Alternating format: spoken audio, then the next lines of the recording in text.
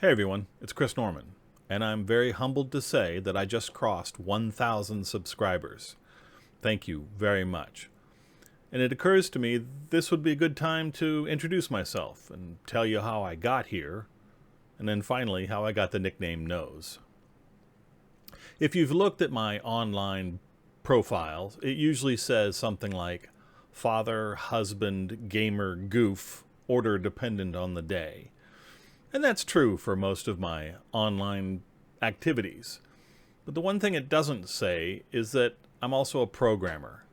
I've been a programmer for 40 years. I wrote my first piece of code on an Apple II Plus in 1981.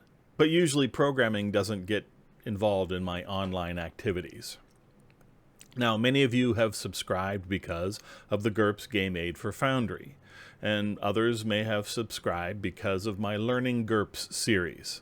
Well, the story of both is intertwined, so I'll just give you the whole thing. To start off with, I'm not a Gurps expert.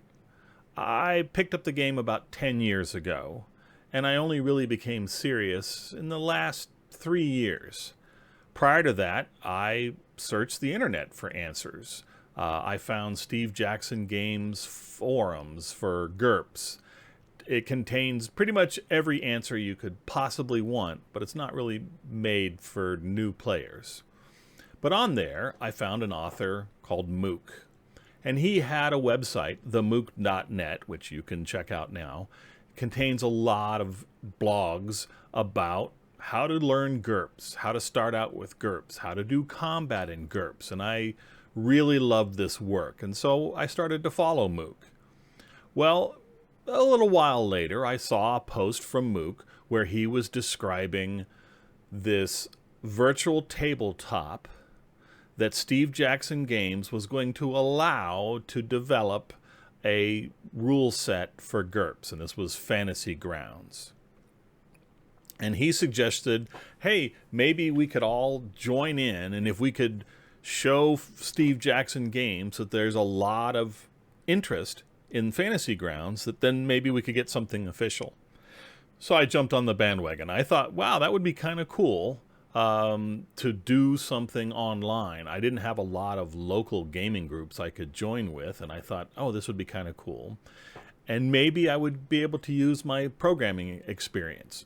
Well, I checked out the rule set that Ronke had created for Fantasy Grounds, and it was fantastic. It did a lot of stuff. One thing it was missing was Ronke had built an export from the Gurps character assistant into Fantasy Grounds, but he didn't have one for the Gurps character sheet. And so I said that I could build one. It did require that I had to change Gurps character sheet, GCS, just a little bit, but that's actually where I met Rich Wilkes. Then I started contributing code to GCS so that we could do the things we needed to export into Fantasy Grounds. And lo and behold, it all worked, and I was very excited. We might be able to use Fantasy Grounds for my local gaming group, but some of them had Macintoshes, so we had to wait for Fantasy Grounds Unity, which was their Mac and PC version. And when it came out, we tried it, and it wasn't that great. It turns out it was too much of a beast for some of the lower-end Macs that we were using, so I kind of lost interest. Then lo and behold, a few years later, actually around 2020, I saw a video about Foundry, and I saw the video effects that it could do and all the great stuff it could do and the fact that it was open source and JavaScript, and I got very excited. So I bought Foundry and joined the Discord, and lo and behold, I saw Mook was there, and he was cheering on the fledgling Gurps support to try to build a Gurps system inside of Foundry. I started investigating that, and that author and me, we had different ideas of how we wanted the game system to work. He was building the characters in Foundry, and I was going to use GCA and GCS to build the characters. I was going to use the logic that I had developed for Fantasy Grounds and say, look, we could use those character creation tools and just import it into Foundry. So that started me working on the Gurps game aid for Foundry. And it went like gangbusters. And we asked Mook to join our development channel as our muse. We could run ideas by him, and he would tell us if it would be useful. We would show him new features, and he would basically tell us if they were fun or not. At one point, he did say he had to look up more words that meant incredible, because we were just blowing him away with all the cool things we could do. And he was really helping us by explaining what a longtime Gurps user and a new Gurps user might need for a game aid. Well, we kept building it, and we would document it. And at one point, well, our user's guide is over 67 pages long. So I knew that as I'm building this game aid, there's no way I can document all of the features that we're doing. And some of them were just a change in visual representation, so I started creating YouTube videos for the major releases. Or after a couple of releases, I would put together a YouTube video showing off how the game aid changed.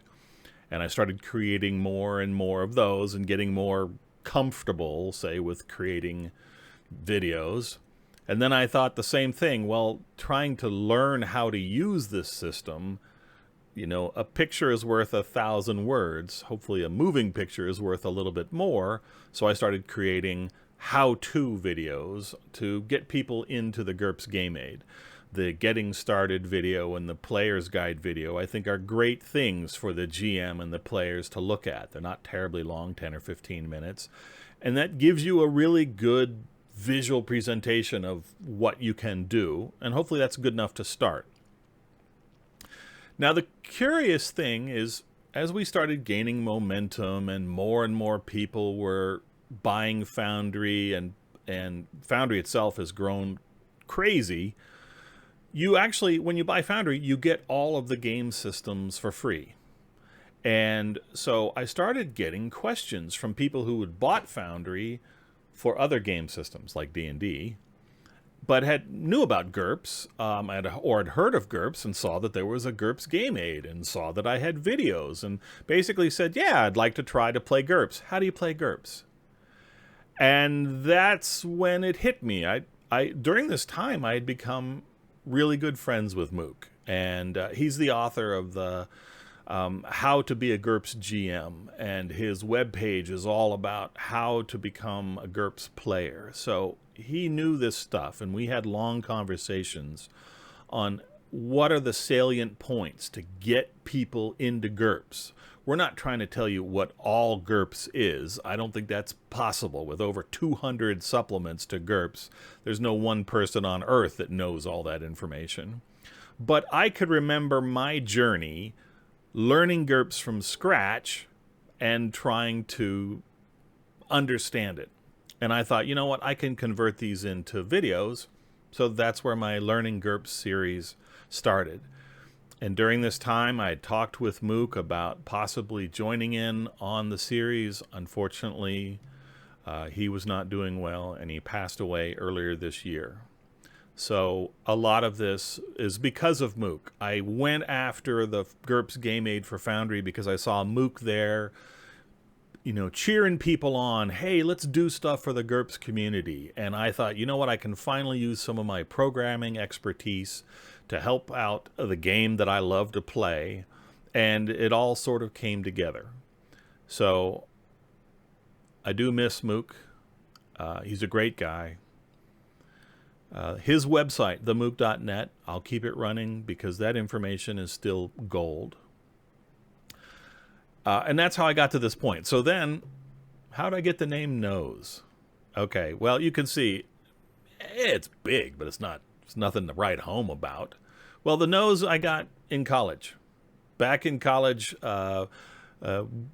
we would go to a bar that would have this roving comedy caravan. Every Tuesday, called Comedy Caravan, a new group of young comedians would come in and give their spiel to a college audience, and it would go around the country. So my friends and I would go. We loved comedy. After a few drinks, however, sometimes we get a little boisterous. Now, we never heckled. We never said that a comedian was bad. But sometimes, these younger comedians or earlier comedians, maybe they got stuck. Maybe a joke didn't quite land. They're trying to work on their routine. And so we would throw out suggestions or maybe make a reference to a previous joke to give them something to riff on. And one time, my friend yelled out something, and the comedian was like, "Stop! Hey, thank you very much, but you and your friend Dick Nose can sit down." And he pointed at me. Well, after that, all my friends called me Dick Nose, which I was in college. I didn't care. That was fine. Except for a week later, me and my friends are going to a restaurant, and I'm sitting down, and one of our friends comes in the door, and he sees us across the room, and he yells out, "Dick Nose!" And every face in the restaurant turned to look at me, and it was families with kids and younger children. At that point, I said to my friends, "Hey, how about if we shorten it to Nose?" And they all agreed. So since then, I've been called Nose. And you can say nose in a crowd on a street, and you see me, and I'll turn around. Actually, I'm going to Gen Con this year, and if anybody happens to be at Gen Con and yells out nose and I hear it, I'll probably turn around. I've been using this name for 30 plus years, and you could just call me Nose. So thank you all for subscribing, and as always, thank you for watching.